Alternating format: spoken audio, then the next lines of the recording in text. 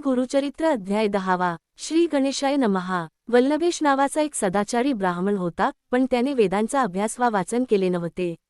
मनात तो सतत गुरुचे नामस्मरण करत असे। वल्लभेश आपल्या गावी राहून व्यापार करत होता। तो आपला व्यापार व्यवसाय प्रामाणिकपणाने करत होता।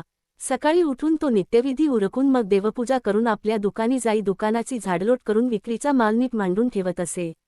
दुपारपर्यंत दुकानात थांबून माध्यंही घरी येऊन जेवण करी, थोडी विश्रांती घेऊन पुन्हा दुकानी जाई व अंधार पडू लागताच घरी येई असा त्याचा दिनक्रम होता। त्याचा व्यापार छान चालला होता। दुकानाला ग्राहक चांगले होते। आपण जर अधिक परिश्रम घेतले तर अधिक पैसे मिळतील असा त्याने विचार केला होता। तो व्यापार व्यवहारात हुशार होता। त्याच्या गावापासून जवळच कुरवपूर हे क्षेत्र होते। तो दरवर्षी तेथील उत्सवास जाई श्रीपाद श्रीवल्लभ स्वामींचे दर्शन घेऊन गुरुमूर्तीचे ध्यान करी। तसेच तो त्र्यंबकेश्वर, नाशिक, पंढरपूर, गाणगापूर, पैठण याही तीर्थक्षेत्रांना जात असे। त्याने गावाच्या दुकानाची व्यवस्था मुलांवर सोपवून कधी कधी घाऊक व्यापाराच्या निमित्ताने निरनिराळ्या गावांना जाई तेथून माल आणून तो विकत असे व नफा मिळवत असे। एकदा वल्लभेश व्यापाराच्या निमित्ताने कुरवपूरला स्वामींच्या दर्शनाला गेला होता। त्याने मनात स्वामींची प्रार्थना केली व म्हणाला, मला व्यापारात खूप फायदा होऊ दे, मी पुढच्या वर्षी इथे येईन व सहस्र भोजन घालीन असा नवस बोलून व स्वामींचा कृपाशीर्वाद घेऊन तो गावी परत आला। काही दिवसांनी तो बाहेरगावी व्यापार करण्यासाठी गेला। तो गावोगावी फिरून घाऊक माल खरेदी करायचा व दुसऱ्या गावी जाऊन विकायचा। या उलाढालीत त्याला भरपूर नफा मिळत असे। तो सचोटीने वागायचा, गरिबांनाही गरज पाहून दानधर्म करायचा। फिरून तो गावी परत आला व पुन्हा दुकानदारीत लक्ष घालू लागला। कुरवपूरच्या यात्रेचा दिवस आला। वल्लभेशने यात्रेला जाण्याचा विचार केला। त्याला नवसाची आठवण होती आणि तो नवस फेडणार होता। वल्लभेशाने घरातील माणसांचा निरोप घेतला। नवस पूर्ण करण्यासाठी पैसा अडका बरोबर घेतला आणि त्याने घर सोडले। दिवसभर चालावे आणि रात्री कुणाच्या तरी दारी ओसरी पडावे किंवा धर्मशाळेत राहावे असा त्याचा दिनक्रम होता। 2 दिवस पायपीट केल्यावर त्याला वाटेत 3 प्रवासी भेटले। तेही कुरवपूरच्या यात्रेला निघाले होते। वल्लभेश आनंदात होता। त्याला सोबती भेटले होते। गप्पा गोष्टी करत ते मार्गक्रमण करू लागले।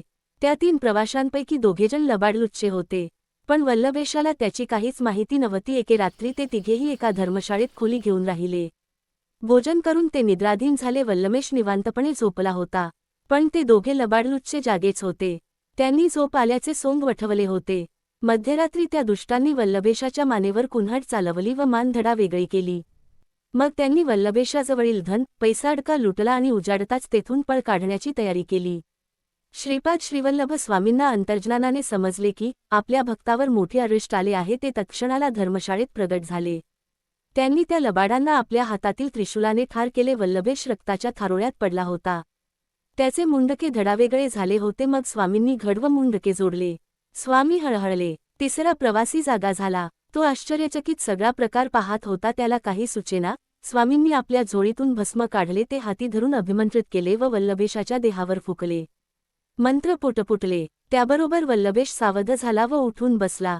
त्याने समोर स्वामींना पाहिले। त्याने स्वामींचे पाय धरले। क्षणार्धात स्वामी तेथून अदृश्य झाले। वल्लभेशाला तो सगळा प्रसंग नवलाईचा वाटला। आपला घात झाला होता हे त्याच्या लक्षातच आले नव्हते। जणू तो दीर्घ झोपेतून जागा झाल्यासारखा वागत होता। नंतर तो कुरवपूरला आला, स्वामींना भेटला व आपल्या मनातील हेतू सांगितला। त्याला सेहैस ब्राह्मणांना भोजन द्यायचे होते। त्याप्रमाणे दुसऱ्या दिवशी त्याने सेहैस ब्राह्मण भोजनाचा थाट केला। सर्वांना योग्य दक्षिणा दिली, इतरांनाही दानधर्म केला। मग स्वामींनीही भोजन प्रसाद ग्रहण केला। वल्लभेशाला परमानंद झाला। त्याने स्वामींना वंदन केले। मग तो आपल्या घरी परत आला।